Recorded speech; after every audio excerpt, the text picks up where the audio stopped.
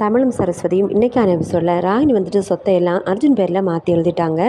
அதுக்கப்புறம் வந்து கோதை எல்லாரும் வீட்டுக்கு வராங்க. வீட்டுக்கு வந்ததுக்கப்புறம் அர்ஜுன் வந்து அவங்கள பார்க்குறதுக்காக போகிறாங்க. போயிட்டு நக்கல் பண்ணுற மாதிரி கிண்டலாக ரொம்பவே பேசுகிறாங்க. இதை கேட்டு நிற்கிற சரஸ்வதி, நான் கண்டிப்பாக இந்த சொத்தை எங்கள் அத்தை பேருக்கு மாற்றி எழுதி கொடுப்பேன் அப்படிங்கிற மாதிரி சவால் எல்லாம் விடுறாங்க. அர்ஜுன் சொல்கிறாங்க, பாருங்கள் நல்லா எப்படி எடுக்கிறீங்கன்னு பார்க்கலாம் அப்படின்னு சொல்கிற மாதிரி அவரும் சொல்கிறாரு.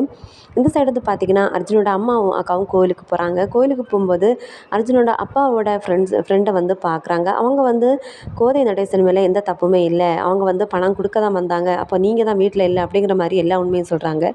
இதை கேட்ட 2 பேருமே ரொம்பவே கண்கலங்கி போகிறாங்க. அதுக்கப்புறம் அவங்கள கோதை நடேசனை 2 பேரும் பார்க்குறாங்க. பார்த்து மன்னிப்பெல்லாம் கேட்குறாங்க.